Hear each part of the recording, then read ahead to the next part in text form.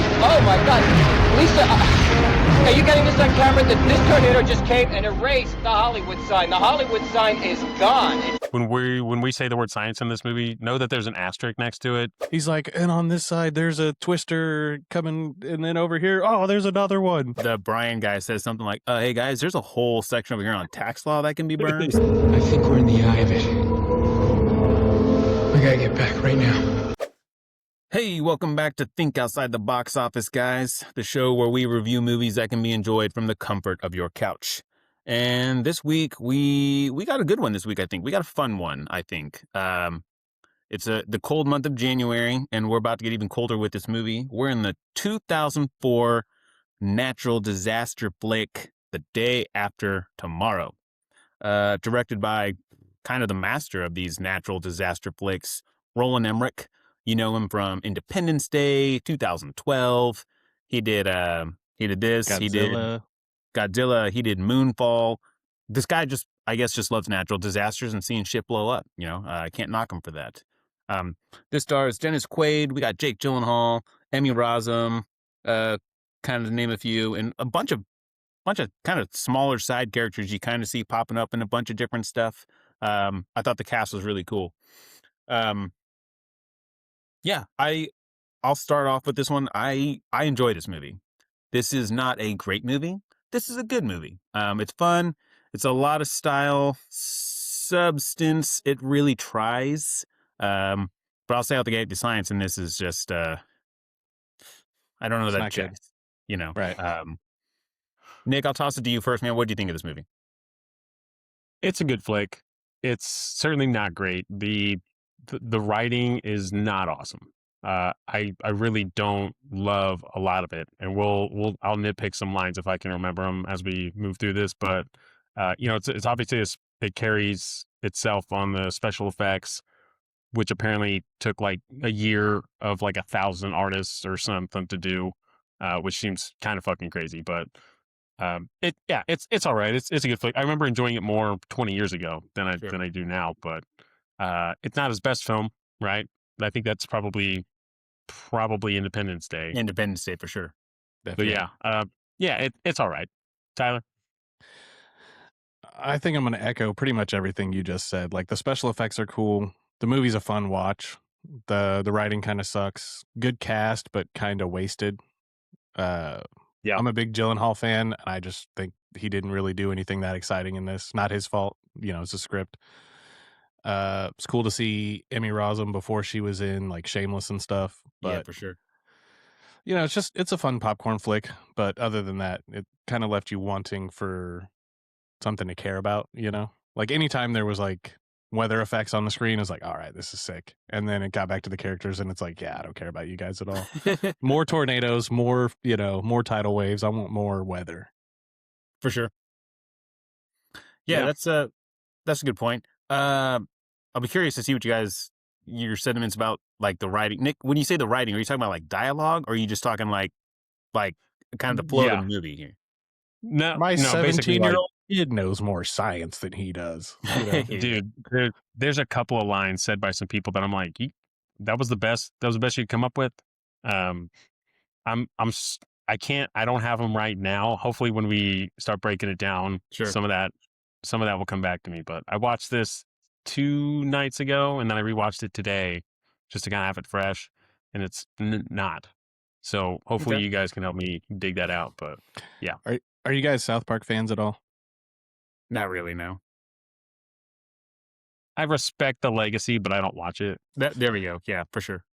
All right. Did you guys do any research on the back end of this? Did you see the thing about Trey Parker and Matt Stone getting the advanced copy of the script? Yeah. I think I know what you're talking about. Yep. Yeah, so I got a quote here. I think it was from Matt Stone. It started when we got snuck a script of The Day After Tomorrow, that Roland Emmerich movie about how global warming causes an ice age in 2 days.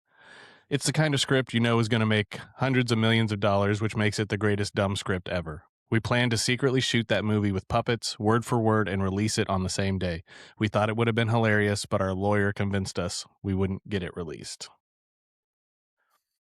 So I think that was like the initial seed that ended up becoming their puppet movie. Team America.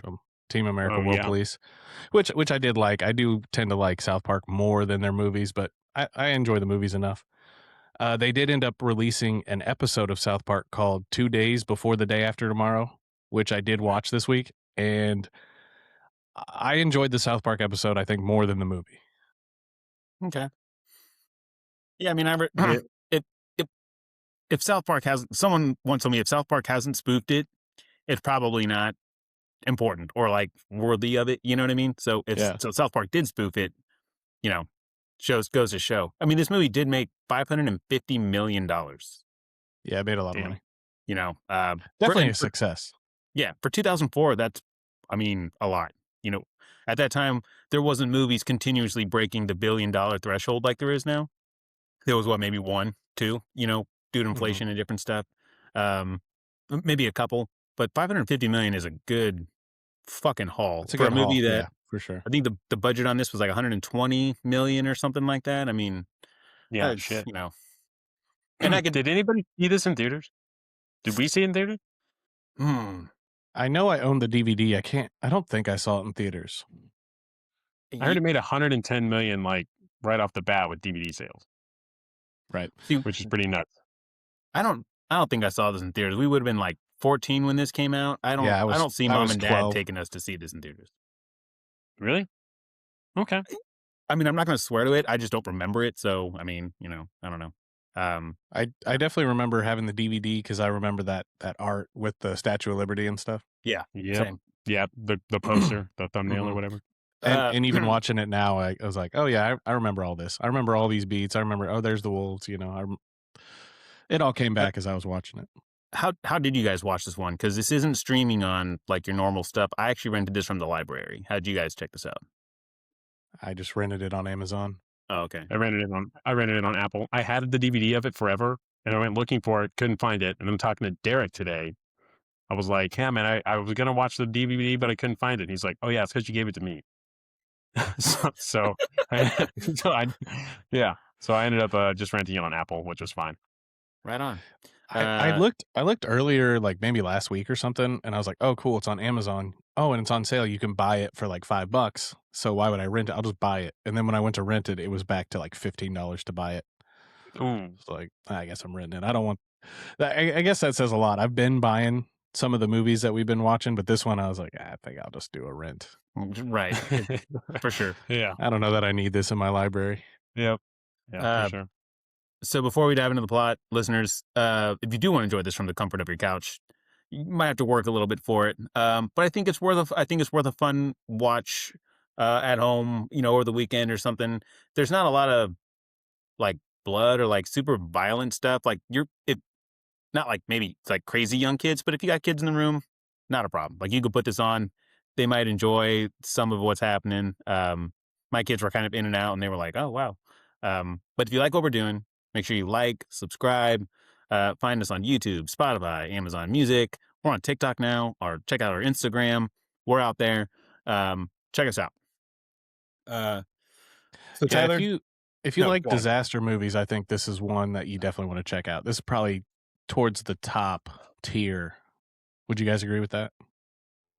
I'm trying to run through. Do you guys like disaster. do you guys like disaster movies? I love a good disaster movie. If we're not lumping in anything aided by like creatures and stuff, sure. Yeah, there we go. Yeah, creatures are way better. Like I For actually sure. did watch his Godzilla movie this week from 1998, and I'm sorry. it was not good. I'm not going to get that time back.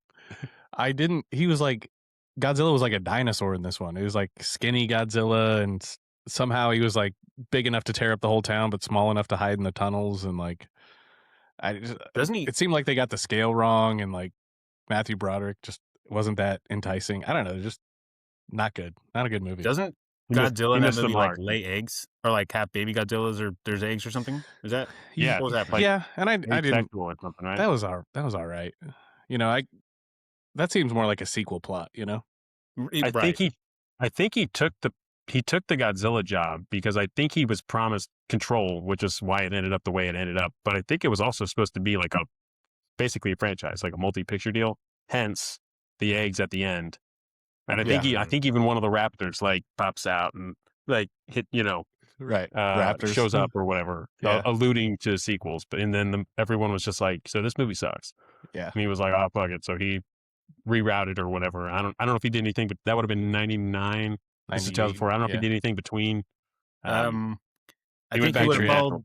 He would have followed that up with the Patriot, I believe. Which people liked a lot Oh. more. Dude, Yeah. yeah. For sure. I haven't seen, but I've heard good things. It's cool. I like it from what I remember. So It is cool. It's I have a hard time believing one man changed the tide of war for us back then, but it's fine. Whoa, that one man is Mel Gibson, bro. Yeah. It's Mel Gibson. Show some respect.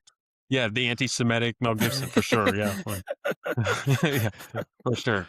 That didn't come into play in that. That didn't come into It play is a in good that war. movie. Yeah. Stellar cast. Yeah, it's worth a watch for sure. I think we watched it in school. Well, when I watched Godzilla, I wanted to watch 2012, but I couldn't find it for free anywhere, and I didn't feel like I've renting not seen another that. disaster flick. So I was like, this one's free. I'll watch it. It was a movie. It seems like he has a formula with these movies. I think even Independence Day, it's like big world-ending event, and then bring in the experts, and then government doesn't want to listen to the experts, and then surprise, they were right, kind of thing. There's a template for sure that he's like. I even watched I watched Arrival this year, and it's like the same template as that too. It's like, I don't know. I like Arrival, but there's people who are like, it's amazing, and they really like. I agree. It's pretty good, but there are people who are like, it's amazing. Yeah. And say it. Yeah. Yeah. I think it's good, but it's another one where I want like more to happen because of what, you know what I mean? Like it sets up and I'm like, oh shit. Where's it going to go? Right. And it doesn't ever go where I want it to go. But Denis Villeneuve was awesome. His Dune movies are awesome. His whole body of work is pretty stellar. So. Cool. Yeah. So jumping into this movie here, we start off. We got Dennis Quaid and his two compatriots, whose names I can't really think of. One is J.O. Sanders and Dash Mihok something. I recognize both of these guys. The younger dude is the guy that did like the motion capture and shit for the main alpha like vampire in I Am Legend. Which is kind of cool. So that's really kind of the only credit that I can think of top of my head that I recognize this guy from. Yeah. But these guys are, I think, they're drilling for ice cores in Antarctica, right? Mm-hmm. And all of a sudden, like the whole like Arctic shelf starts like breaking off. Dennis Quaid has this cool like jump over the gap to get his. Are they like core samples? I think core samples, right? And then because they were in like little tubes, it was either that or some kind of schematics or maps. That's what I thought, like data or maps, schematics. No, they're ice samples. And then Dennis Quaid makes, with arm full of stuff, makes an even further jump back across the ravine to his buddies, and of course I think he falls, ice pick, which I was like, dude, you would have had to whip that out so fast, like.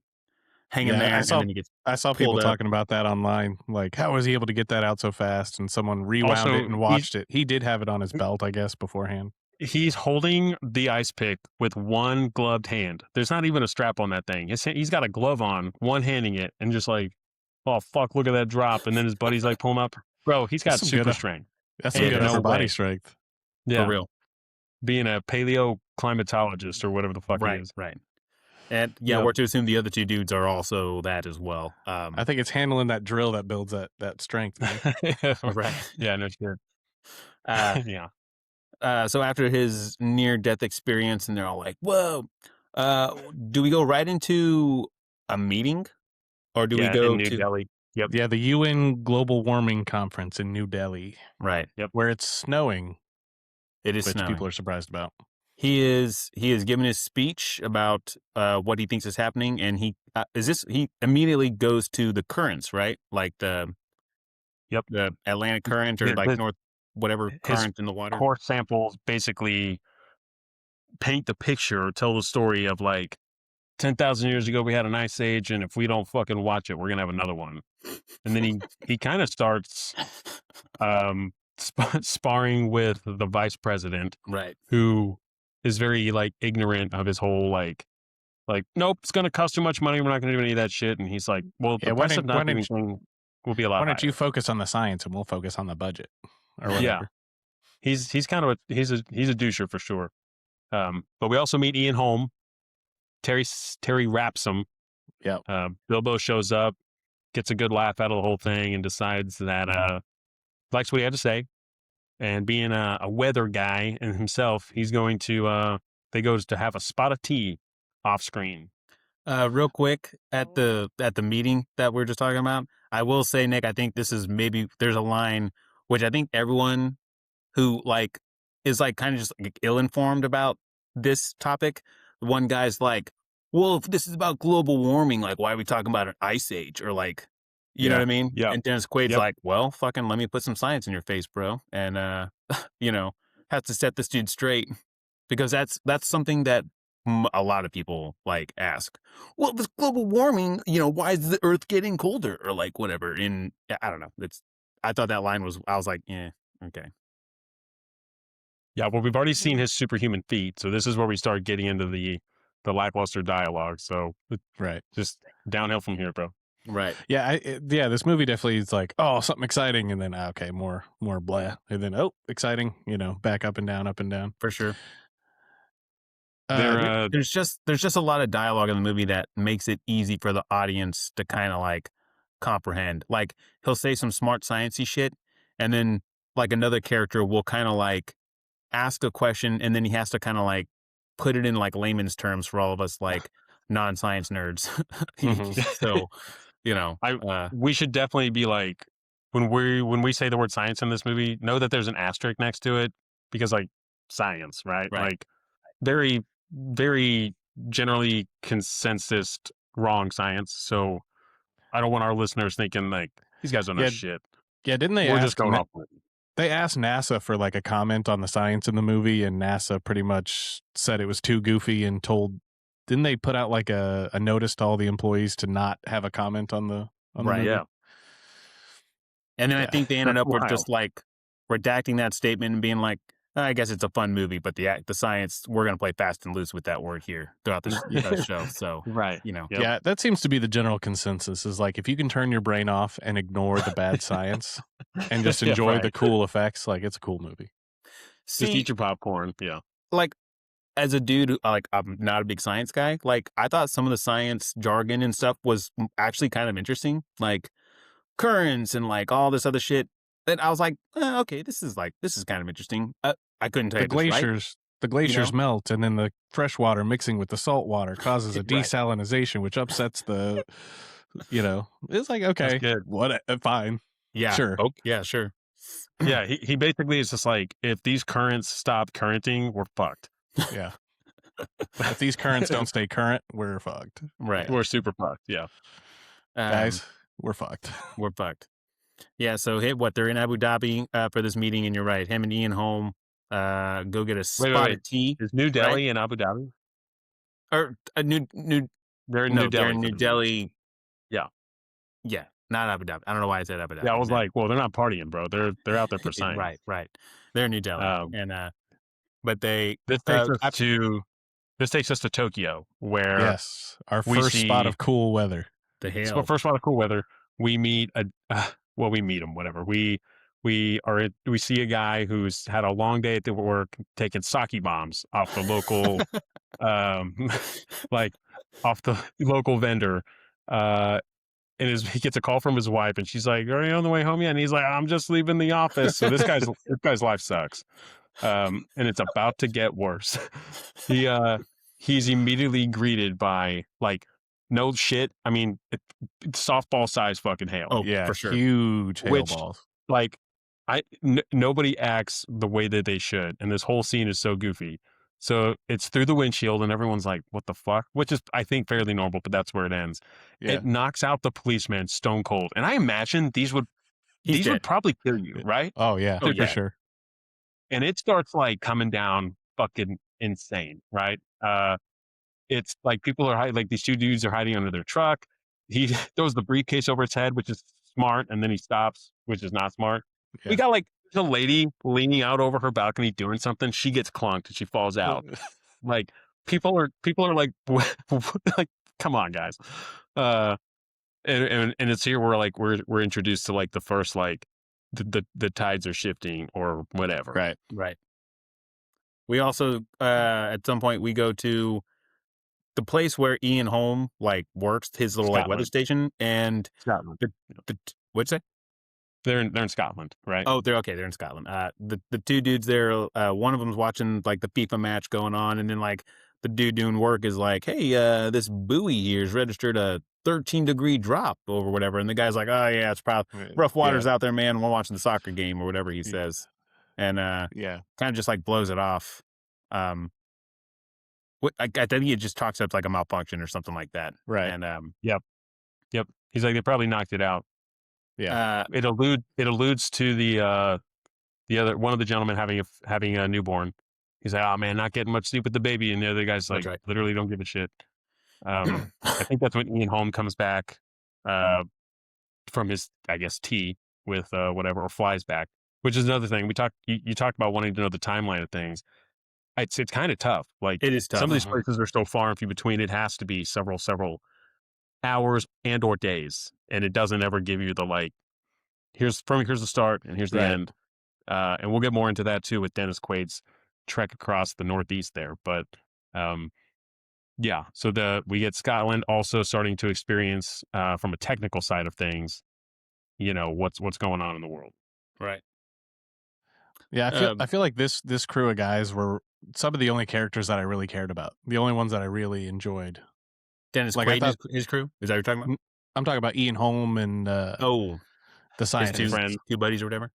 Yeah, I liked Dennis Quaid's crew as well. I thought they were interesting too. But outside of that, everyone else was pretty much expendable. Yeah. Okay. Sure. Those three in Scotland are apparently the only workers at this place ever. Yeah. Like, I mean, they literally sacrificed their lives to like go down with the ship or whatever. It's kind of weird, but yeah. Well, most of the time it's probably pretty uneventful, Yeah, for sure. Right. That buoy going off was probably the most excitement they had in a while, and they're like, whoa, check it out. Buoy went down. Well, Hey, look, the that guy number went not down. paying attention to the buoy going off is also the first example of people slacking on the job. I think this scene takes us. I guess we meet Sam and crew. Yeah, but then eventually we're gonna get to L.A. where they have the worst weathermen ever. Yeah. Fucking ever, all of them. The ones on the ground, the ones all of them. But I'll get there in a second. We do end up meeting Jake Gyllenhaal's character and his crew, Sam, Laura, and Brian, who are on an academic decathlon with no guidance, no parental guidance, by the way. There's like no chaperones, which is crazy. That would never happen in high school. I didn't even notice that. That's true. I didn't think about that. I guess there could have been. You just didn't see him interacting. I mean, I think we're stretching there, but it's pretty like the chaperone didn't go with them to the decathlon, wasn't with them on the flight, and wasn't with them in the throughout their whole journey. So maybe they're there and they were just like, you're on your own. Well, they got first class tickets on the plane, so they were sitting in a different section, and then Yeah. We find out a little bit from Jack, Dennis Quaid's character. Sam is pretty smart, got an F in calculus because he's so smart. And this also didn't make sense either. Right? He's so smart that he's failing. He's so smart that he's failing, and he's like, why are you failing? And he's like, I passed my final, but he didn't show his work. He didn't show his work. Dude, that's always been the fucking thing. Like, you have to show your work. That's fucking obvious. Yeah. Like, no shit. Every teacher I ever had in math was never going to accept me just writing the answer out, even if I could solve it in my head. Yep. I do remember being pretty annoyed about that in school, though. Yeah. Same. They were hardcore about that. So this was a stupid, like, obvious oversight. Yeah. If you could do it in your head, why not just jot it down real fast and then just like, dude, how hard? Just because I'm smarter than he is. It's like, if you were smart, you would just write down the answer so you could get a good grade. You're pretty fucking dumb to be that smart. Like, you're book smart, but your street smarts need some work. Just go along to get along, get through high school. You're obviously in this decathlon. You're a smart kid. Just fucking just write down the solutions. Are his parents, are they divorced? I was going to ask this. I can't tell. I don't think so. I think he just travels a lot for work. Okay. That's how Because yeah. there is a scene where they're reunited and she's, I love you. And I think they're still together. Because, well, she was like, hey, I need you to pick up. Around. I need you to pick him up so you can take him to the airport or whatever. She's like, and don't be late this time, whatever. So to me, I was like, well, is he like, are they living? And he's kind of that dad that is like a dad in name, but like, not there when he needs to be and always running late and stuff. I was kind of confused about that, but I mean, I guess they could be. I get that too. Together. That was my thought. It was tough the dialogue is very like divorcey, but yeah, they don't ever say like, I'm so fucking glad we split up. yeah. We do find out mom ends up telling dad, like, I think there's a girl involved. So that's why he joined the team. And Jake Gyllenhaal was like, Mom. dumb. Yeah, for real. Yeah, this takes us to their competition. So I guess they're from Philadelphia, but they go to New York for this academic decathlon. Yeah, we get the scene on the plane where he's like stress eating all the peanuts. Is that what he was eating? Yeah. Okay. I couldn't tell what he was eating. There turns out they're flying right into the fucking storm. His fear of flying manifests. Like it gives him a good fucking reason to. He's got all these peanuts on his tray, by the way. And then when they start hitting the shit and they're like, trays up, cover your asses, we're gonna hit turbulence or whatever. He doesn't he puts the tray up, but like all that shit would be on the floor. But you don't ever just dump some peanuts. Come back to that. Yeah, he's got peanuts everywhere. He's scarfing a bag, but there's peanuts all over his desk. So I don't know if he's gonna vacuum that shit up in a minute or whatever, but he doesn't get the chance. He just dumps them all on the floor when he puts his tray up. Right. I do like his two friends, the girl and Laura. What's her name, right? Brian. Yep. And then Brian by the window. He was like, well, statistically speaking, planes going down because of turbulence is 1 in a billion. Or is it 1 in a million? And then she's like, shut up, Brian, or whatever she says. And then, they hit the turbulence. He's like holding on for dear life, and it's, he's got her hand or whatever, and kind of the first sign of like, ooh, But I do like them, and I like Amy Rossum too, so. Me too. I really like her in Shameless. Have you guys ever been on a plane during turbulence?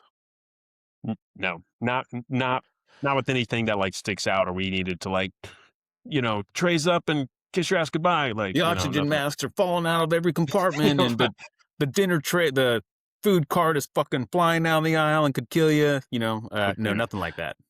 Have you? Dude, that's it. No, that seems so scary. I don't really like flying to begin with. I think especially that much turbulence, I don't know if I'd ever fly again. Well, I don't know if you know this, but statistically speaking, right. Every time I'm on a plane, I'm looking out the window and I'm like, I'm not supposed to be up here. I'm so they're heading to New York. Why am I up here? They're heading to New York. I almost wondered if there was ever like I kept waiting for like a nod of like 9/11, but they don't ever go that route, and maybe safely so. But I kept waiting for like, the last time fucking planes had turbulence, it wasn't turbulence, it was man-made. Like I kept waiting for some illusion or whatever, but they don't go that route, and it probably rightly so. For sure. I read that they were anxious to make this movie and release this movie on the tails of 9/11 because of just that.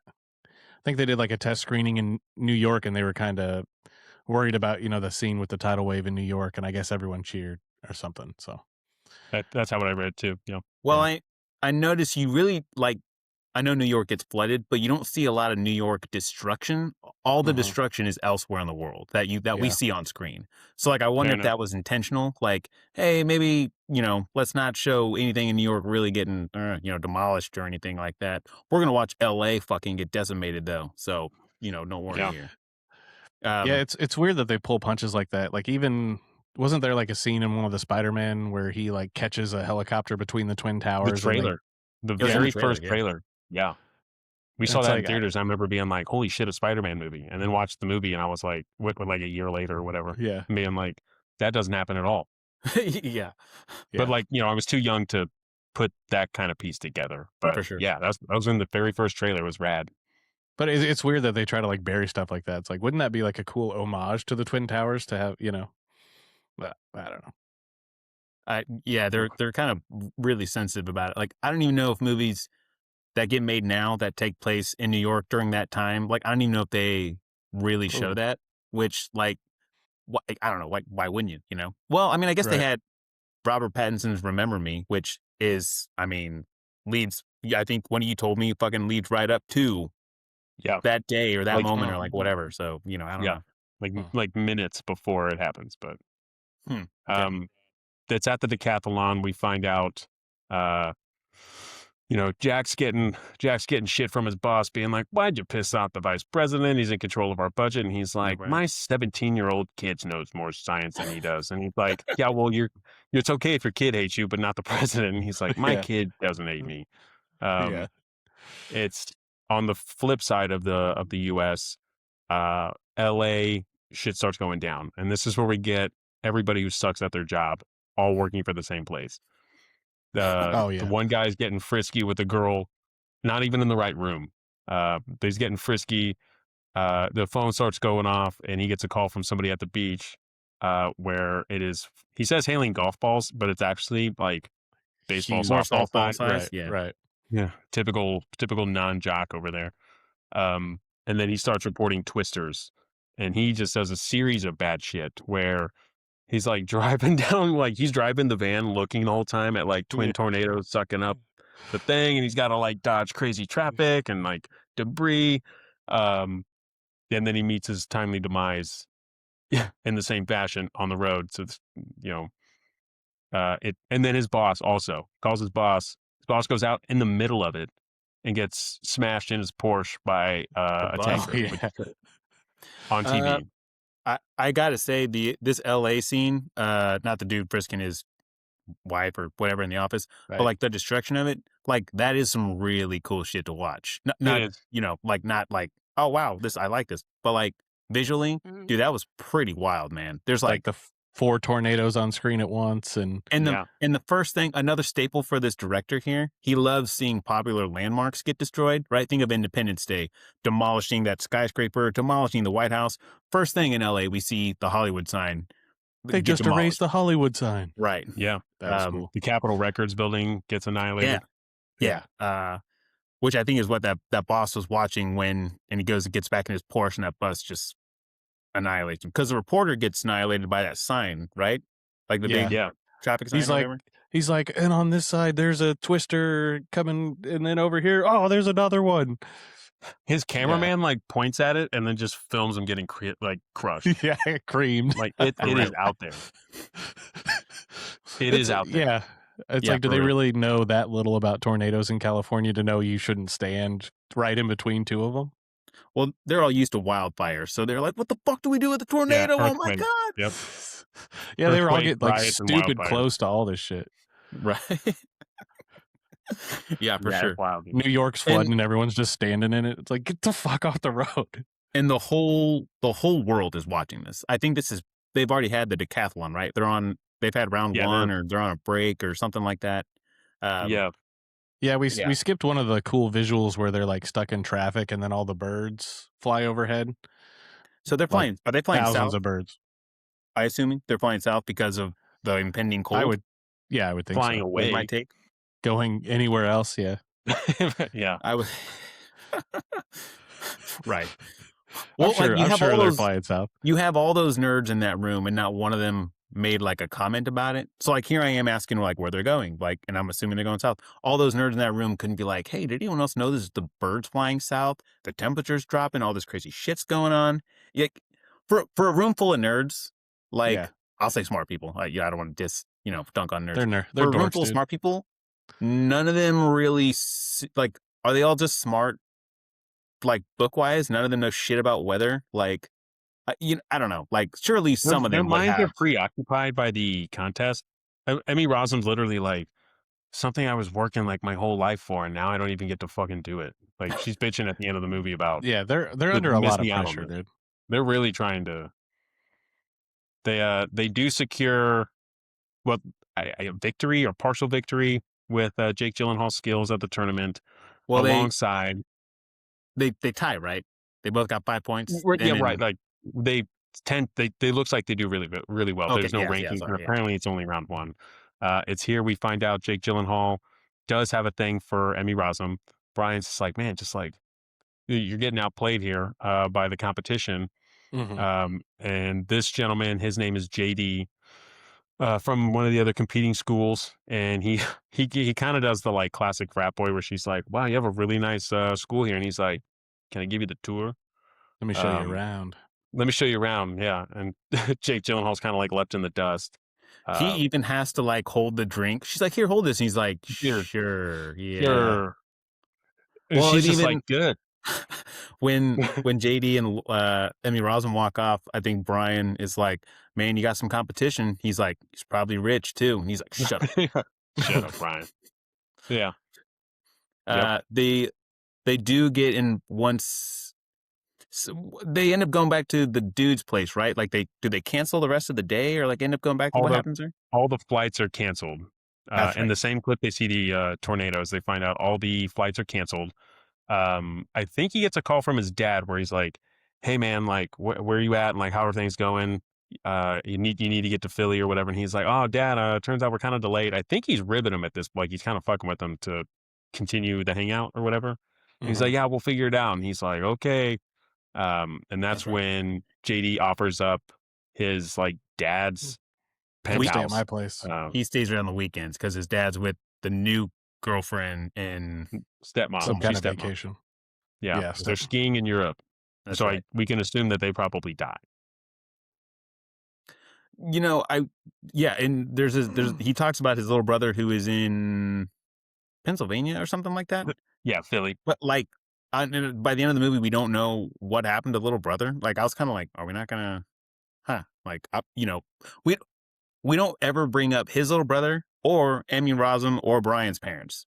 Apparently, the only person that gives a shit about their family is Gyllenhaal. So, Right. Yeah, Jake just tells his dad when he's like drowning on the phone call. He's like, "Yeah, tell Brian and Laura's parents that we're okay." That's And right. They don't even confirm that they're going to do it. They're just like, "Well, where are you at, Sam?" You know, like Yeah. they were just like, "Yeah, sure." But how are you?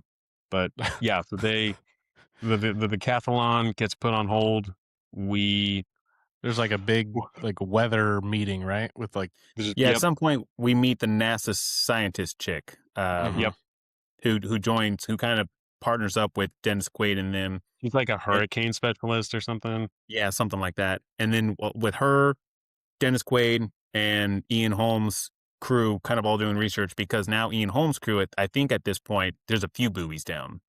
Yeah. And the first one, because I think he brings it up, he's like, oh yeah, that first one over there, whatever. And he's like, this one's not there. This is over by Greenland or Iceland or something like that. And then another one goes down as they're looking at it. right. What are the odds of two going down at the same time? And he's Remote. like, impossible, or whatever kind of Remote, one-liner yeah. he says.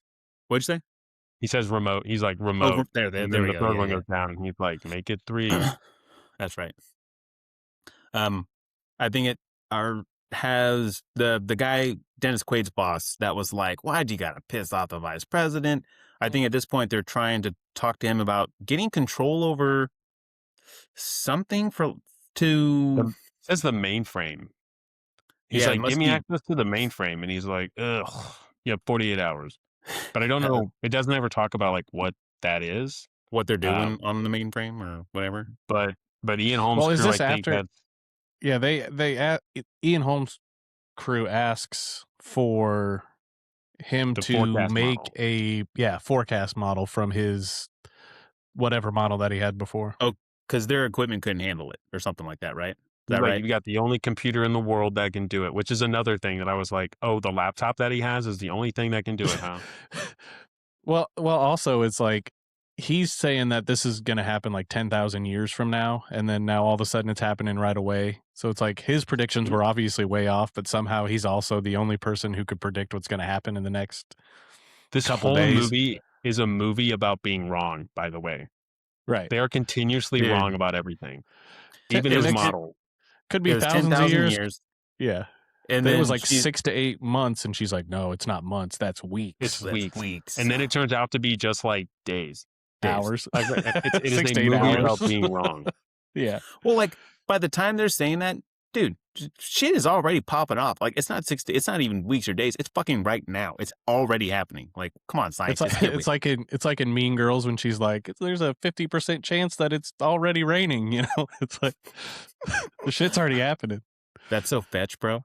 Yeah, I think we see Uh, the vice president continue to be like an ignorant fuck, and like he's Yeah. just like, we're not gonna do whatever. Like, you know, these are just at like your a forecast potential, so we're not gonna rally on that. And Well, he's like, oh, I did like the part where they're like, hey, you know, he's like, I can't make a forecast. He's like, I'm using a past model of like what happened 10,000 years ago, like to, right. and they're like, oh, you can predict what's going to happen next. And he's like, no, I'm just using a past model, though he does kind of predict what's going to happen, you know, like, or, you know, he's in the Well, ballpark at least. well, yeah, I guess ballparking it's the right word because, like Nick said, he just keeps being wrong time and time again, and then it just keeps accelerating until it's happening, and then it's like, well, it's happening right now. It's like, well, yeah, you're right because you can just see that it's happening. Right.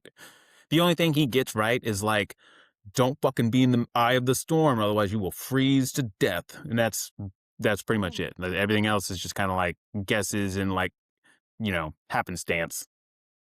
I did want to mention, I don't know if it's the Dash Mihawk or whatever his character is, when they take on the hurricane specialist, and he's like, basically from the get-go, he's like infatuated, and so they're like walking down the hall after the meeting with the vice president or whatever. And I think he introduces himself, and the older guy like smacks the shit out of him in the back of the head. And this is like I one did of, like that. I think there's another scene coming up where where it's pretty funny. Like this guy turns Where out to he's be trying to alright. flirt with her, kind of. Yeah.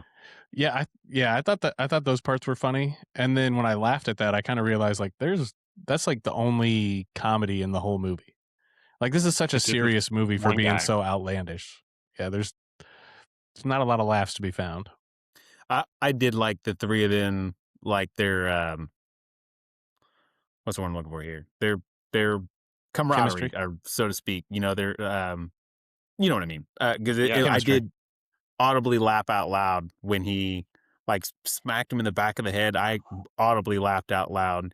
And then I think the scene you're talking about is when they're at the computers, and I think the Yeah. chick is talking to, I think the dude's name is Frank, the older person. Okay. And every time she asks him something, the dude wheels out behind his computer and like Yeah. pitches in. You know what I mean? I thought Mhm. that was really funny. Like, I did like their interactions or whatever. Yeah. She's like, how long have you guys been working together? And he's like, well, Frank's been working with them since the Stone Age, but I've only had to endure 2 years of indentured servitude.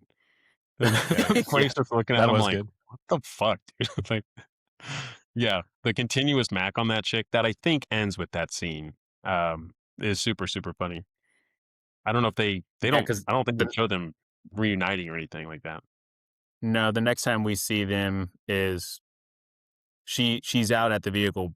I think I'm jumping ahead here a little bit. She's out at the vehicle when they load up to go get Dennis Quaid's son or whatever. Yeah. We start to see New York is raining torrentially. I think he mentions it for like 3 days.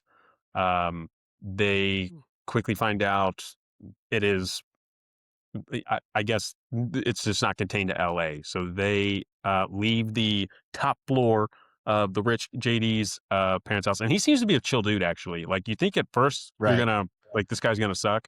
And he turns out to be pretty chill. He even like Yeah. catches on to, you know, Sam's infatuation with her or whatever, and he kind of backs off, which is cool. He never really plays the dick. He's super, super cool. So that was neat. I agree. But I agree. Agreed. they make their way down street level. You meet the homeless Is he guy. I wanting to? forget. Is Gyllenhaal wanting to go home? Is that why he's like, we need to? What, What he like, why did they said. leave the top floor thing here? What was the point of that? Yeah, To he's you like, guys? no, when they get down there, they're like, maybe we should stay here. And then like the valet guy's like, I think that'd be wise, sir. And he's like, no, we need to get home. Yeah. Okay. And in the midst of that, they're going to meet Victor, the driver, to get a lift to wherever they're going. Because he's like, Gonna I'm meet gonna go Frank pick or up my little something? brother. Yeah, I'm gonna go pick up my little brother in Philly. So we meet the homeless guy, his dog Buddha. He's kind of getting dunked on very New York style. I think something happens in between, but basically it starts flooding, like Right. just out of pure rain. New York starts flooding, and very quickly. Very quickly. I've never been anywhere where it floods like that. I've never been in a flood. I think to me that'd be like insanely scary. Walking through like ankle deep or shin deep water is one thing. At one point, they're trenching through like waist deep, When and they come I think upon the that's how Emmy, library, it's way deep. Yeah. yeah, and that's how Emmy Rossum cuts her leg, Trying in to, between two cars or like whatever. yeah, she Yeah. she translates for some cop trying to get a lady out of the car, and then the lady like, oh, I forgot my purse, so she runs back and like gets the purse out and ends up cutting her leg. And then Jake Gyllenhaal's like, we got to get to higher ground. We got to get to higher ground. And then they literally go in like the shortest building that they're surrounded by. Like on all sides, there's like skyscrapers. Right. Yep. And he's like, we got to get to higher ground. So they go to the lowest building. They left a around. taller building to go into a shorter building. Think about Yeah. that. Like, Yeah. and they this choose is the public library. Yeah, this is one where I'm like at in hindsight after the movie, I was like, the top floor maybe would have been, and maybe if the guy didn't have a fireplace, obviously, later on it would have posed a problem. But like so far, I'm like, sounds like you were idiots leaving the top Yep. floor. Like, Do libraries typically have fireplaces? And he's not even on the first floor. Is that pretty normal? Like, I had to wonder I if, think if that's that's like even, an older, that's like a historic like library, right? I could see them yeah, having for a sure. It looks fireplace, like it. read around the fireplace thing. That, I guess. I was like, oh, well, lucky for you guys. yeah. well, and it's like an ornate fucking stone fireplace. She's like, this hasn't been used in like 100 years, and I'm like, fuck, I hope it still works. Like, Jesus, hope the flue's not clogged or whatever. Yeah, it's a very like cool location to film. Like there's a lot of interesting stuff to look at, like you said, with the fireplace. And for filming it made sense, but like logically, like you probably wouldn't want to be there. You probably want to get higher. So let me ask you guys something here. So when everyone has made it into the library, it's super flooded outside. Um, it's freezing, and I might be jumping ahead a little bit here. It's frozen, right? And the cops or the fucking rent a cop or like whatever's in there, kind of barking orders with the vest and everything. He's like, people are walking on the snow. We're gonna head south. We're gonna leave here. Would you have followed them out, or would you have once Jake Gyllenhaal was like, no, my dad is a paleoclimatologist or whatever. We need to stay in here and keep warm because it's going to get worse. What would you guys have done? I probably would have left. I think I would have left and probably died. Would you have left because it's like a Probably bad. at least you're honest. Because it's like a cop or authoritative figure saying that? Like if a normal Joe was like, let's all go, gang, or like what's your take on that here? Strength Or in just- numbers. Like go with the masses, maybe? Yeah, there's lots of people, so lots of brain power, lots of people. Sure. There's, I don't know. I'd have been like, okay, everybody's getting out of here. Let's get the fuck out of here. One, I don't want to be trapped there. True. I'm kind of scared of being like trapped somewhere without food, Yeah, that's So it's like, if you can see the writing on the wall, it's like, if we don't leave now, we may not be able to leave. Then we're going to be stuck here. What are we going to eat? because we're going to eat books. Or each Get our fiber other, up. I mean, Yeah, eat each other. like at what, then you got to start making the hard decisions of, do I starve or do I like feast, Nick, you going or staying?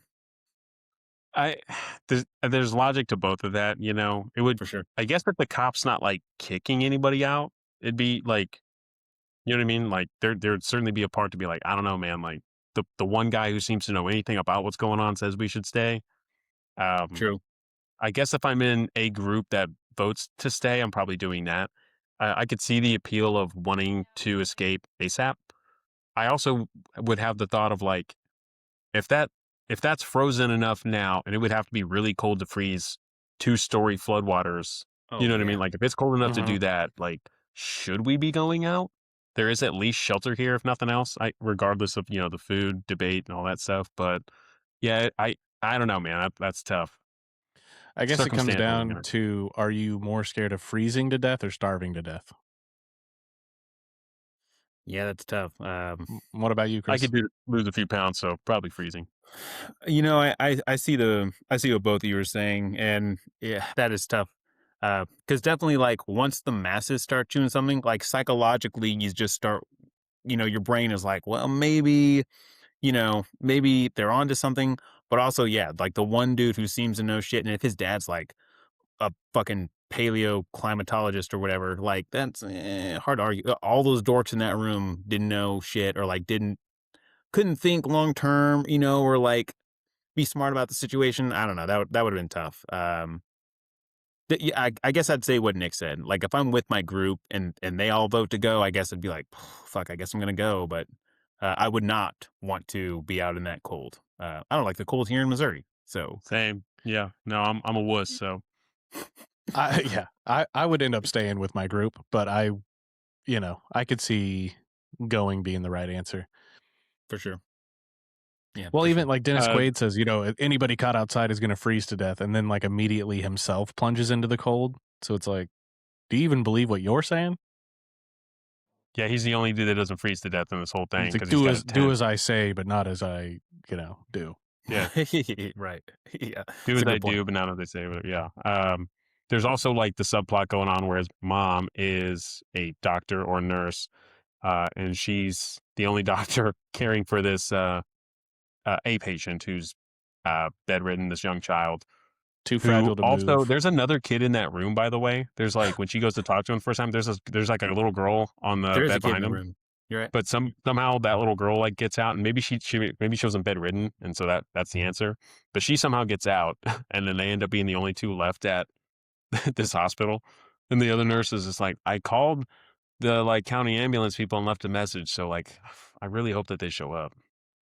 And they do, surprisingly, which is even fucking weirder. Like they trenched through all that weather to do that. Like if I were the ambulance, being like, I'd just be like, pretend I never got that call. And Wow.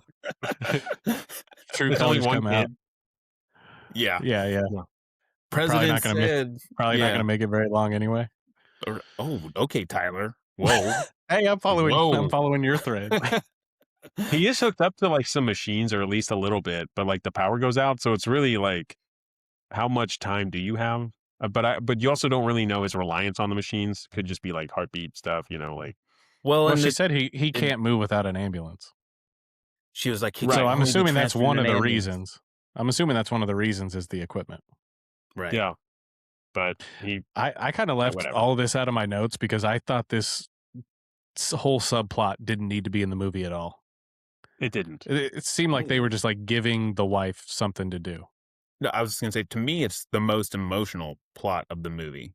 Like, yeah, Dennis Quaid's like, I'm going to fucking trek from Washington, D.C. to New York or whatever he said. But like, so I had forgot about this subplot here with the wife and the kid in the hospital. I was like, do they die? Like, does she like really just, I'm going to stick with this kid to the end and stuff? Like, I did not remember them getting rescued. So I was like, oh man, like, oh wow, that'd be a tough call, dude. Especially because she lets the other nurse go, If I were the mom and the chick's like, I'll stay with him, I'd be like, no, you don't have, okay, fine, that's fine. Yeah, I gotta go anyways. I got a son and a husband out there in the cold. I should go. You got this kid? All right, great. Right, Ambulance should be here soon, right? Yeah, I agree with you that it's like the most like heartfelt part of the movie, but also it just I felt like it didn't need to be there. Like I almost thought they were just trying to give like a strong female character something to do, when I think they could have put that on Emmy Rossum's character and made her do something more than just be a damsel in distress the whole movie. Ooh, good point. It's like the movie's like 2 hours, a little over 2 hours. I feel like they could have cut it down to like an hour 45. Totally took all that hospital bit out. Every time it was one of those scenes, I was like, all right, here we go. Yeah, for sure. Well, I think that's the chick who would go on to play Madam President in Independence Day Resurgence. I think she's the one who plays the president. But she's also in, a few years after that, she would be in like the Stepfather remake. I think she's the mom, with Penn Badgley and Amber Heard. So yeah, she's like a good like mom, like she's another character. Yeah, she did fine. Yeah, no, like right, for sure. Yeah, she's another character in the movie. She's a character that I was like, I've seen this chick before. I don't know her name, and I don't know that I can place where I saw her. But she's one of several people like that in this movie. Mm-hmm. She's a movie mom. Yeah.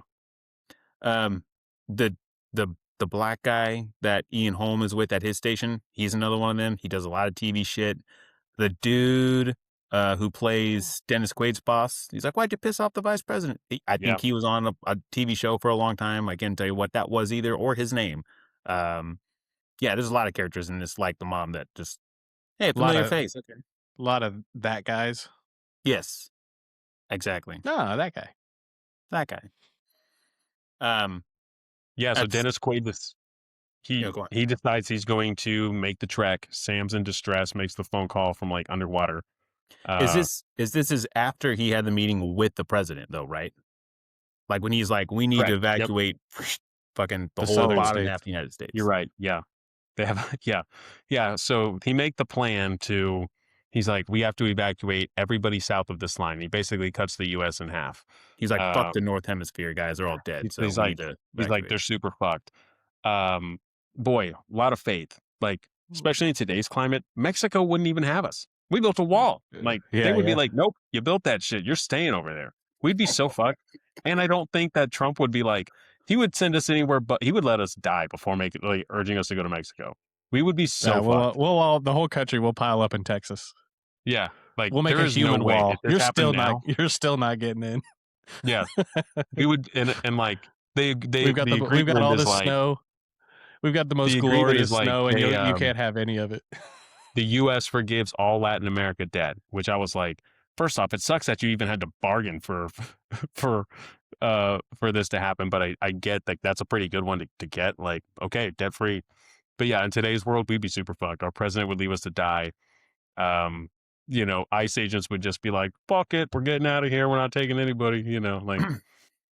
I was kind of surprised that, and I know you see people like that are like, fuck the border, we're going to cross the river into Mexico, right? Yeah, but I'm surprised every driver at the like border crossing was like compliant with them being like, no, sorry.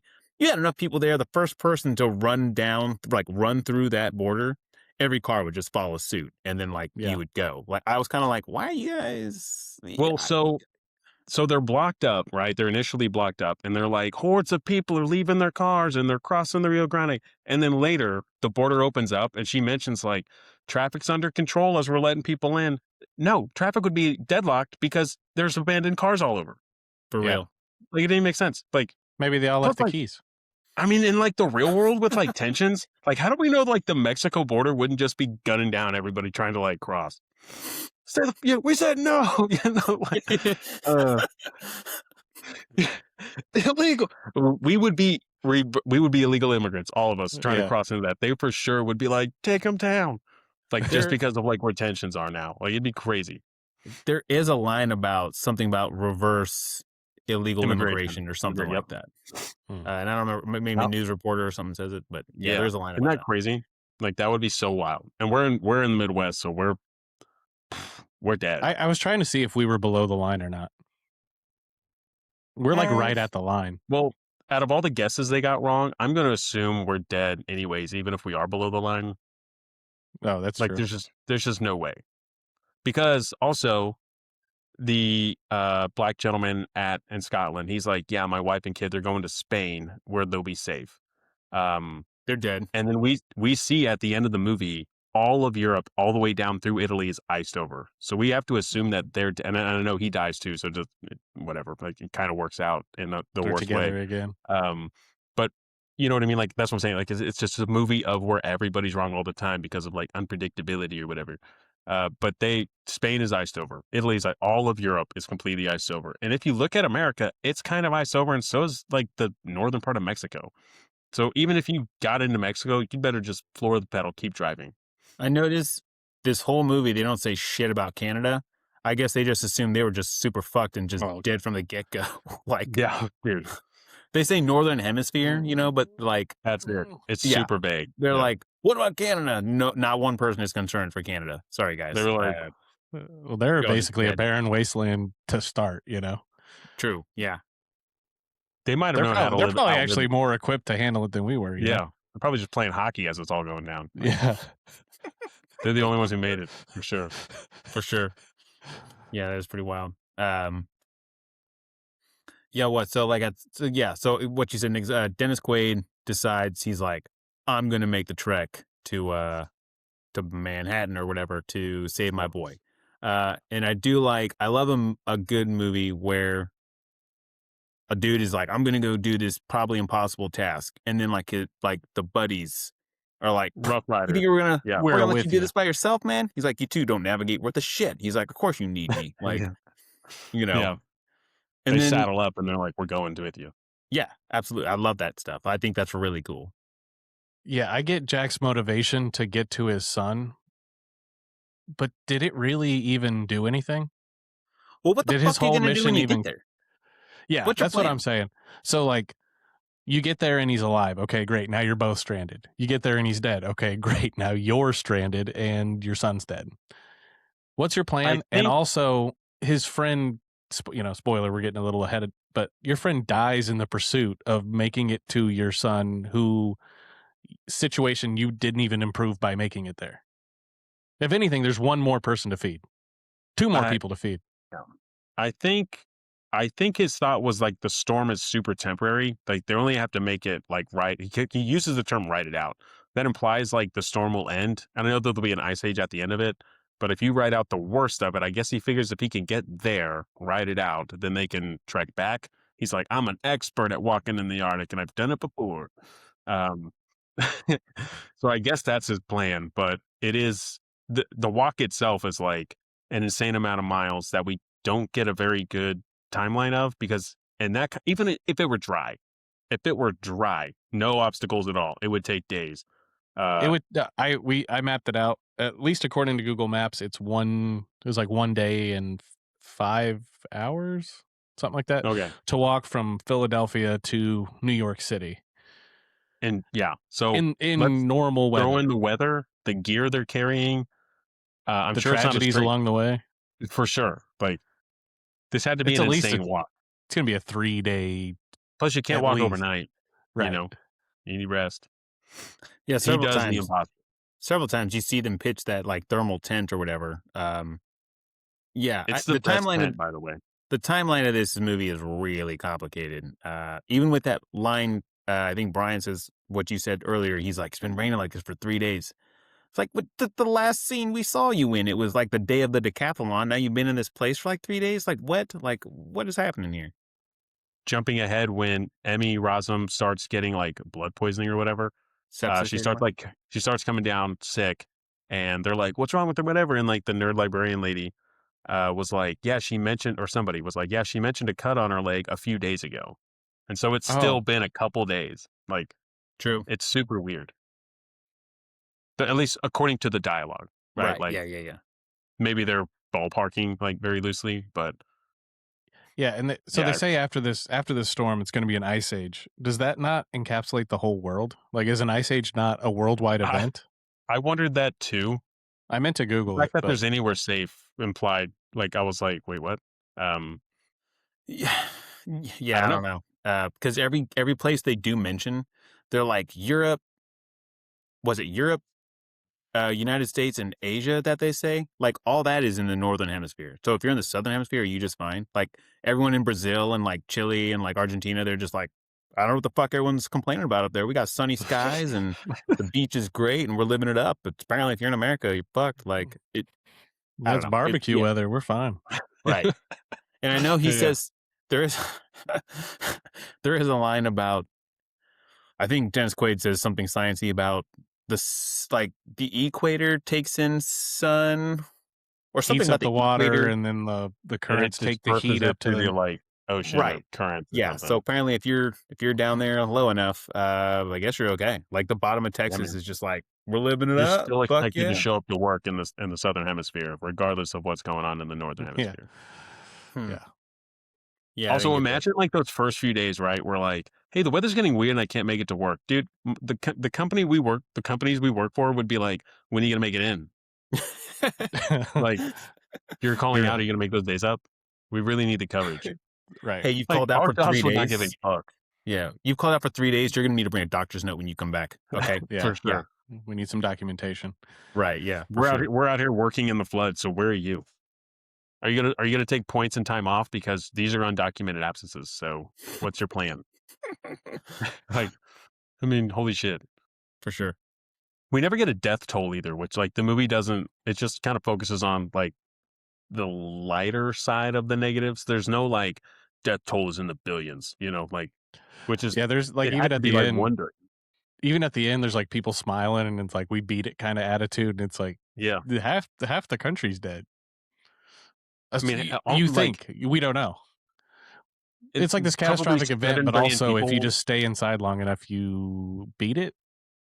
Yeah, if you have a little bonfire, you're good to go. Like Yeah, apparently, if you have if you have a He turns fireplace, the grill you're on fine. at like the Burger King they end up. He literally just has the grill going, and that like saves them. That makes no fucking sense. That little grill is not. We know because we worked there. That little grill is not. And actually, that's not the. We had a broiler back then. Like, what the fuck? Those aren't even right. But that little grill is not keeping you safe. Like Jake Gyllenhaal's like throwing books in the fire. He's like, "Don't let it go out." And then Dennis Quaid's just like fired up. Okay, good. Yep. What Yeah, you like, guys? You talk about him throwing books in the fire. What did you guys think about like the book burning aspect of the? awesome. yeah, I thought it was fine. I'm so on board with that. I'd have been the first one volunteering for that job. Yeah, those dorks that were like, "Oh, we can't burn the books." It's like 99% of the books in this library were mass produced. This isn't like Nazi Germany. We're not like suppressing information. We're trying not to freeze to death, you fucking dork. That one Yeah. guy saved the Gutenberg Bible, which he's like, I think he says it's the first book ever printed or something.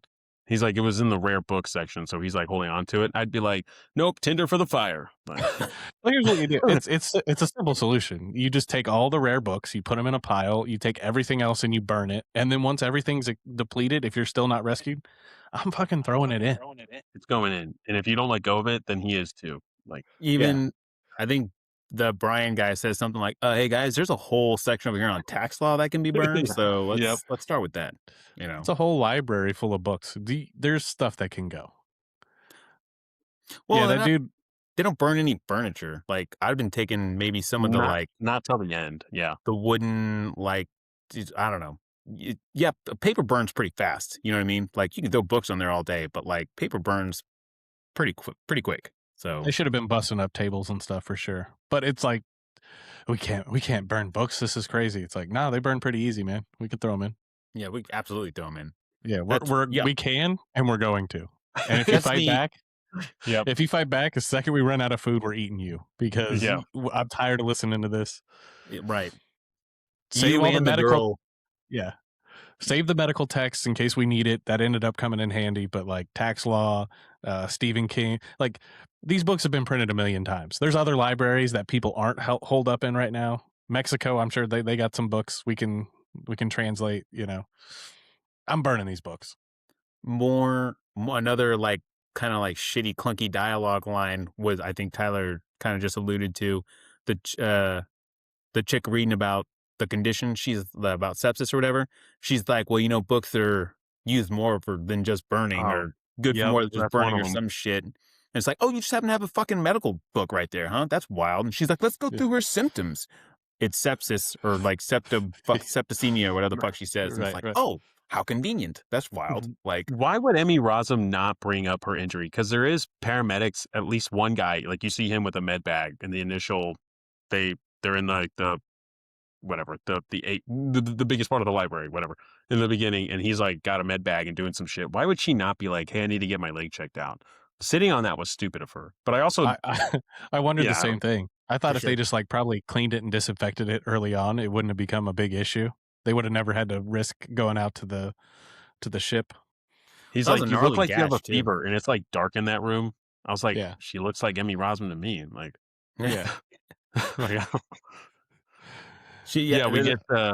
We do get this the ship trip though. I think we're about there. Well, ish. Yeah, we're kind of lost. We're kind of lost in the timeline here, but yeah, I thought that scene was really cool when the ship like comes in before everything froze over. That was cool.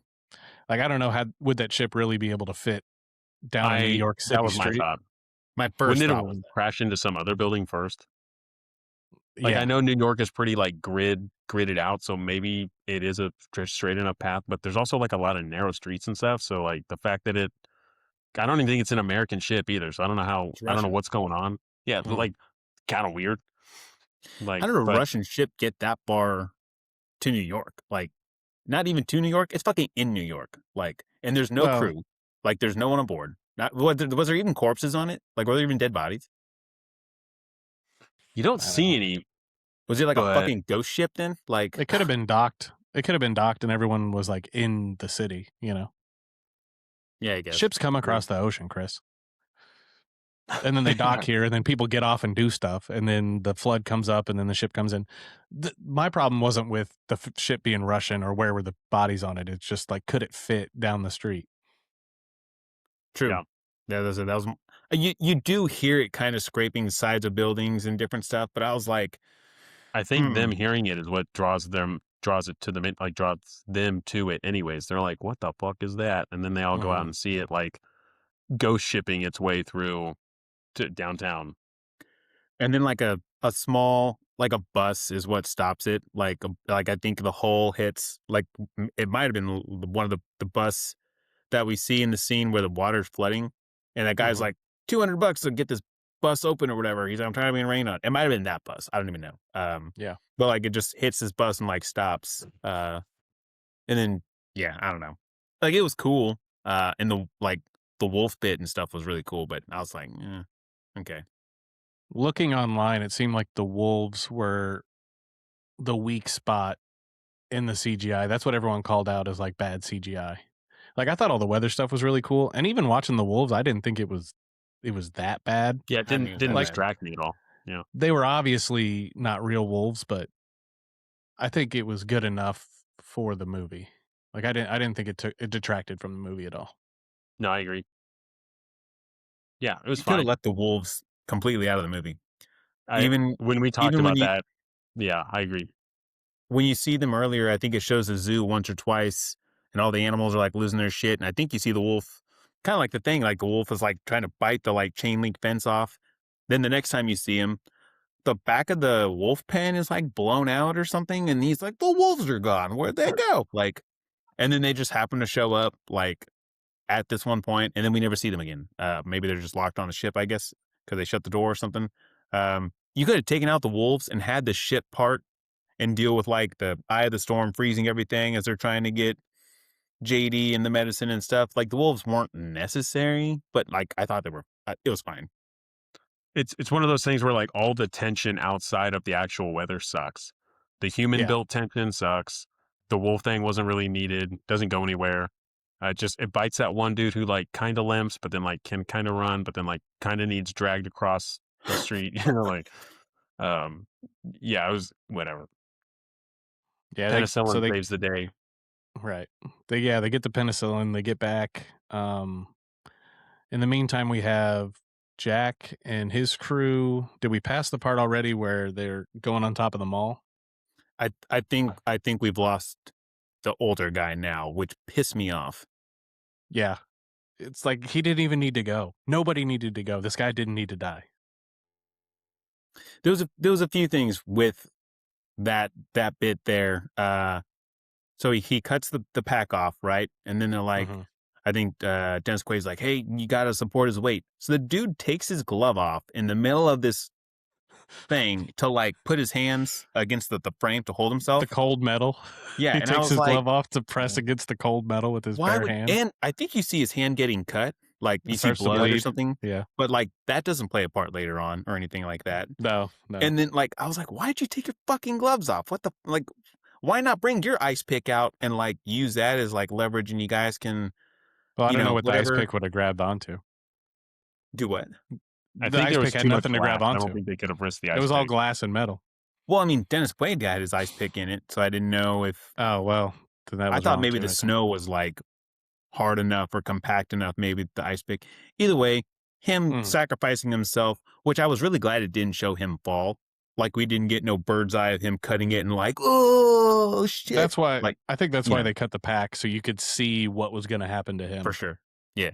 It showed the pissed me pack off even. falling and hitting the escalator or whatever. And like shattering, dude. It was a cool sequence, but you're like, this guy didn't need to die. No. Pissed me off. Well, and then his buddy, they go on a little bit further. What, he fucking like passes out in the snow, and like Dennis Quaid then has to, that's when we get the part Drag where he his fucking ass. drags his ass and then literally fucking like suplexes him into down that like hatch on the roof or whatever, and he like falls and like clunk clunk clunk, and he wakes up with like a head bandage. He was lucky he didn't break nothing or fucking. What if Dennis Quaid jumped down there and the dude had a broken neck? Like Dennis Quaid just killed this guy. Right. Well, he also he throws his friend down. He luckily falls like off, like at an angle, like off some stuff, because he throws stuff immediately, like equipment, in afterwards. It's like, dude, what if it just crushed your buddy? Like, if your buddy wasn't knocked out before, he would have been like, certainly then. Yeah, even fucked And up. his buddy There. wakes up and he's just like, ugh, like, what the fuck happened? And he's like, I had to push you in because like you passed out or something. He's like, oh, I'm here now. I don't Yeah, even he goes. think. Go on, Tyler. I was just gonna say, Jack goes on this mission, and the guys are like, ha, "We need to come and help your ass out," and all they do is slow him down. Yeah. True. All they do is like cause more obstacles for him, and then the one guy dies. So it's like, I don't know. Which they never like really talk about. Like he dies. Then and there's no still an line about it. uplifting ending. Yeah, there's nothing. Did that guy have a wife or family? Like that Right. Dennis Quaid now needs to inform, like, hey, he sacrificed himself so I could get to my son. Yeah, sorry, like I don't know. Yeah, you're right. Though Dennis Quaid definitely could have made it there faster without the extra baggage, so to speak. Mm. But yeah, he makes it there. So whatever. Oh, yeah, and then at the end of the wolf scene, we get the cold chasing Jake Gyllenhaal. Yeah, Like he's literally running away from the cold. Yeah. Yeah. Luckily, the storm starts icing everything at the top. And so he's like, oh, shit. And they start booking it, but they got to drag JD and some food and the medicine. Right. And I guess they're not like super far off. I think they leave the raft full of food because maybe Brian takes it. No, because he's like half carrying JD or whatever, and he's like, "Come on!" And JD's half walking, half limping, half being carried. Like, I think they pull him on it, and then it's him and Brian pulling because he's like, "Pull Brian." And JD's on the raft, and then when they get to the library, that's when he's like, "Take the medicine to Laura." I don't know what happens to the food, and he decides to, whatever, carry JD out or whatever, and then they get there, and then that's when we get like the, shit, close the door, Brian, and it's they start coming, just, like, the cold is coming, dumping everything in the fireplace, which was cool. I'd have grabbed that Bible right out and been like, "This was needed." It was cool, but I just don't think the cold works that way, where you could like see the room start icing over. It's like chasing you like a person, And then they shut the door, and then the ice can't get in once the door's shut and the fire's going. Right? Yeah, dude. It freezes the door, but it can't make it past. Apparently. Yeah. With the way that it was freezing, and by the way, they say at one time like it's like negative 150 degrees, and I was like, "What?" We've obviously never been in an ice age, but there's been no recorded temp ever over like negative 100. I googled it. I think it was like a negative 120 something was like the lowest on record. I thought recorded. It was like negative 97 or something, but basically like what a crazy. We get that line when they freeze the fuel lines on the helicopters, right? Yeah, which was cool. Fuel freezes at negative 150 degrees Celsius, 150 degrees Fahrenheit. That's crazy. We had to look it up. Is that real? Like gas, it takes the temperature to be that low for gasoline to freeze, or maybe freeze while it's moving, or like, gasoline sitting still versus gasoline, being like, if you have your water running at your house, it's harder for it to freeze because it's moving, right? Mm-hmm. But I was like, that is crazy. Like, so gasoline can never freeze on Earth because it never gets that cold? That's wild. Like, well, yeah, different liquids freeze at different temperatures. Oh, I just thought that was crazy low. It says generally for gasoline, negative 40 to negative 200 degrees Fahrenheit, depending on specific blend, octane, and additives. That's crazy. Like unleaded versus diesel. Something. I'm sure. Yeah, probably. Yeah, so a lot of these scenes are like visually really cool, like the helicopters and then the cold chasing them down the hallway. But it all goes back to like the science just being dog shit. For sure. Well, like you got to think. Okay, so all this shit happened in days, weeks, whatever, right? Like in real life, that would have like gradually been happening over like a very long time. So like humanity's just, like in this movie is just getting thrown into an ice age, when in real life you would have gradually had time to like migrate Get to and like Mexico. plan and like all this other shit. Because he's like, humanity has survived ice age before. We're certainly capable of doing it now. It's like, yeah, but the planet didn't freeze in like 7 days or like whatever, like this 7 was. hours, Okay. 7 days, whatever the timeline is. Right. Yeah, it's like the straw that broke the camel's back. It's like, what was the inciting incident? You know, what was the one thing that kicked this whole fucking This whole ice age off here. Yeah. And then at the end, you know, we're not there yet, but at the end they kind of chalk it up to like, we all got to do our part to like, you know, save the planet, and like we can't just, we thought we could use Earth's resources with no consequences, and it's like, don't make this about The whole this right movie is like an EPA message, like right. for real. you got to do better, guys, and we're not, but we gotta. 22 years later, we're definitely not. Right. In fact, I think we're taking steps backwards in some areas, but Yeah, for real. yeah, the whole movie is like basically like a warning letter or whatever to, we got to do better, guys. Save the planet. Right. We only got one of them. We didn't listen. This is pretty much like the end though. Like, Yeah, Jack finally makes it there. Dennis Quaid makes it there. Also, the whole library is under snow except for this one little like valley, like right to the front door that they're able to get into. How which freaked me convenient. out. Yeah. So then they go in there and he does like a slow scan around the room and doesn't see the only guy lit up by the fire. That's his son. That's my dad. It's like, he said, that's the only line where he says, "My father." And I was like, Yeah. just say dad. You said dad the whole movie. Nobody says like, that's my father. This isn't Star Wars. Well, like, he's your dad when he's late to pick you up for the airport, but he's your father when He's he your walks father. from Philadelphia in Yeah, an there you ice go. age. yeah. So yeah, they make it out, and then I guess they decide they're gonna just start trekking out, because then like he calls DC and they're like, "We got survivors," and that's when the vice president's like, "Yeah, you find the president gets killed or whatever." Yeah. His convoy, which I missed both times because of my kids. Like I was like, "Wait, what? He's what?" Dude, AP's in charge? that's pretty wild. The president got it. Like because we see him, I think the army general guy's like, "Hey man, we got to go, and now it's time." And he's like, "Okay." And then literally, I think it's like the next fucking scene. The vice president, is he in Mexico, just like chilling doing paperwork or something? And the chick walks in or whatever. He's in a safe zone or something, and she's like, "Yeah, the president's brigade or whatever, just convoy." Yeah. convoy, yeah, whatever. They didn't make it. And then he just has that feeling. I'm like, oh shit, like you Bro, just got a Air promotion, Force buddy. One would have had him out and the VP and the whole chain of command out separately, because they can't all ride the same plane because like they all die. The truth is, like, those guys would have been out in an instant, especially in like in today's regime. Like he would have been like, "Shit's going down. I'm fucking out of here." Like he'd have left us for sure. Oh, yeah. He would have Secret left our Service would have been asses like, for sure. it's time to go now. Yeah, they wouldn't be like, "You're the last one." He kind of did it like Independence Day style, because he did the same thing in Independence Day, right? Where he's like, Same. I was thinking that. "Yeah, I got to make sure everyone's out and call my wife and let her know," and then she dies in Independence Day. But yeah, this is like a Roland Emmerich theme. So yeah, the president dies. VP gets the call where he's like, "There's survivors in Washington. We're gonna do better, and I'm gonna send people out to get them." And like a helicopter happens to see the only crew walking on the snow, in the sun, weather free. Yeah. That again, that goes back to like he never needed to make the trek in the first place. Like Jake Gyllenhaal could have walked in that by himself. Yeah. The helicopters may not have shown up, but if Jack could make the trek all the way from Philadelphia to New York, then Sam could make the trek from New York to Philadelphia without all the weather. Yeah, Quaid literally treks through the worst of it, which he advises everyone not to do. And he's like, "Yeah, but I don't, I'm fucking invincible, so I can do this." Yeah, I'm he's that the guy. ultimate survivalist. Yeah, Yeah. this guy. I have an ice. Grills. I have an ice pick. I'll be all right.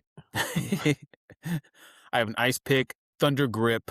I'll be fine. Yeah, I don't need nothing else. Shed some dead weight over here, and I'll be right there. Like, Even I've been though, wrong. I've been wrong about everything so far. I'm probably wrong about not going outside right now. right, I'm due to be right here, so it's gonna be fine. Yeah, I'm overdue.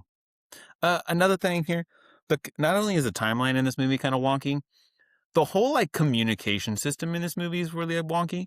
Like at one point, people can't get nowhere on their phones because lines are busy or like whatever. But then every like official that kind of knows what's going on is able to get through to everyone they need to get through the whole fucking movie. And it was really weird. Like, and I know some of it is from the guys up on, is it the space station? Is that what they're on? Or like they're on Yeah. whatever? They're the safest guys in the whole movie, it seems like.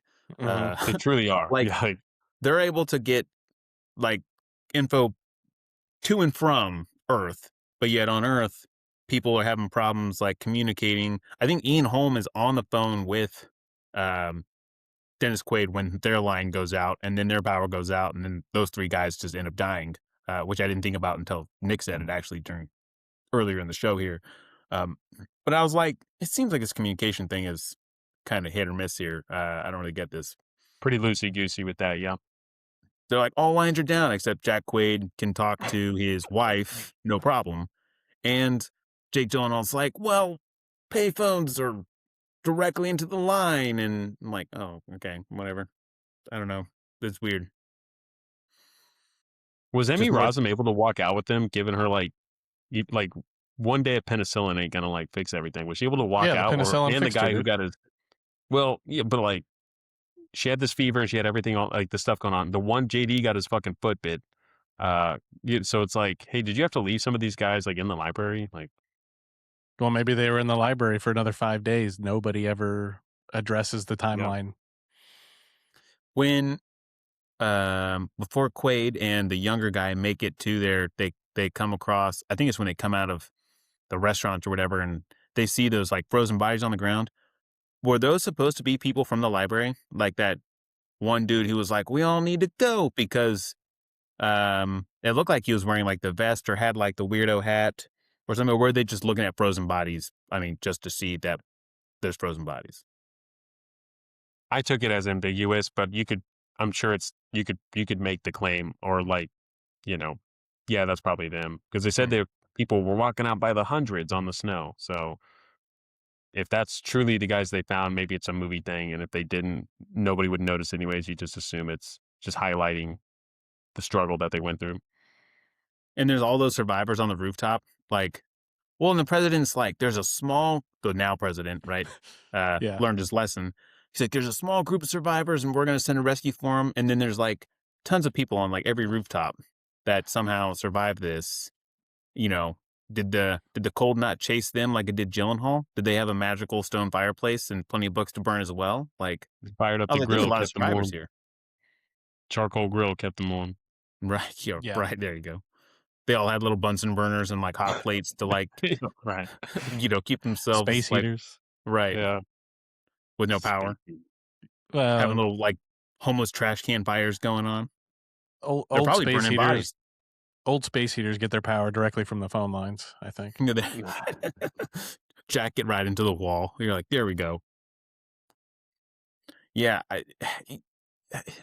it's kind of like what you said, Nick. It plays on the lighter side of the negative aspects. Like we see some dead bodies, but we don't see anyone like, well, outside the hailstorm in Tokyo or whatever, like that people getting clobbered left and right. But Well, you we see really don't see anything. No graphic deaths. We see frozen bodies, but nothing too.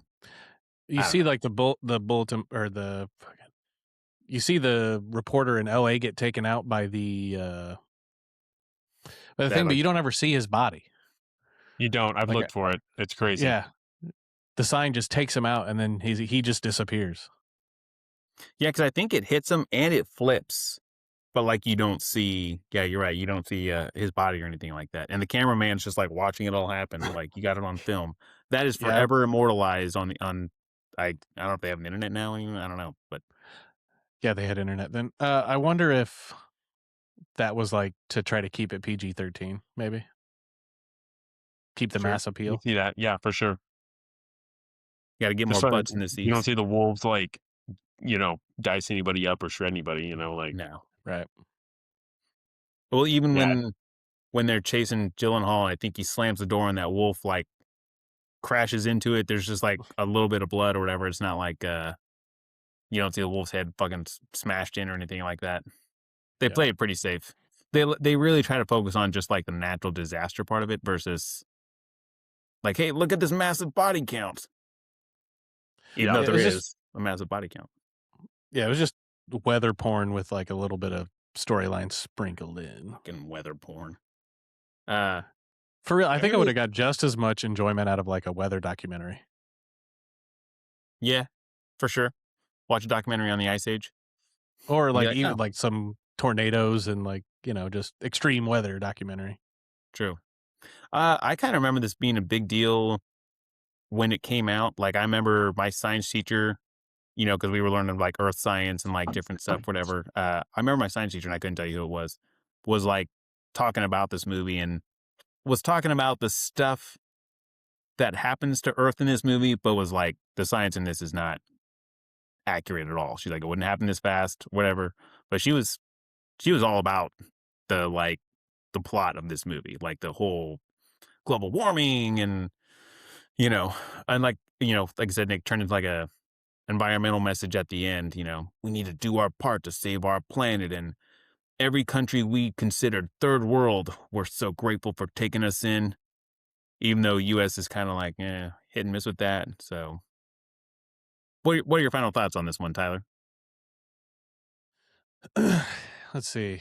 I mean, I think we've been over it 100 times. It's like visually really cool. Like all the scenes with the weather, the hail, the tornadoes, the tidal wave, the birds, all that stuff is awesome. For sure. That but then when you dig down into like the story and the writing and everything that wasn't like cool disaster stuff kind of falls apart a little bit. Keeps your attention. It's fun to watch. I probably landed about 3 out of 5. I flirted with going a little bit lower than that, but I think it is a fun watch. I did like it. I didn't love it. I liked it. 3 out of 5. Okay, Nick. Yeah, you took the words right out of my mouth there. Like, I wanted to give it a 2.5. I'll give it a 3. It's a popcorn flick through and through. You go for the weather, you stay for the weather, right? You could really give a shit less like what happens to anybody on the screen, but it is a fun flick. It's safe to land there for sure. Yeah, 3 stars. I think this might be one of the first episodes we're all unanimous here. I was kind of flirting with 3.5 actually versus 2.5. Because to me, it's kind of like the modern, like Godzilla and like King Kong movies and shit like that. All the monster stuff is really cool. I don't give a fuck what the humans are doing in these movies. You know what I mean? And just like this one, the weather is really good. All the weather, natural disaster stuff is cool. But yeah, I don't give a shit about the humans. I admire Dennis Quaid's like, I'm gonna go save my son. Again, I ask, what the fuck is your end game when you get there, dude? Like, you know, yeah, I don't know. Yeah, I think 3 is a good number. 3 solid. This is not Roland Emmerich's best film. Because I think Independence Day is maybe top tier for him. So I think so. yeah, I agree. but this was a fun watch. I picked this one. I thought it might be a good. January is typically cold. We did Fargo last week, where there's snow throughout that whole damn movie up in North Dakota. This one I thought would be a good touch in January. We're dealing with the whole Ice Age. This was a fun watch, and glad you guys got to ride it out with me here. But yeah, people, if you like what we're doing, like I said, find us on TikTok. We're on Instagram. Check us out on YouTube, Spotify, Amazon Music. We're out there. Don't be afraid to think outside the box office on this one. You might have to work a little bit to check it out now. Like I said, I had to rent this. Nick and Tyler bought it. So it is out there. It is fun. And yeah, we'll catch you next time, guys.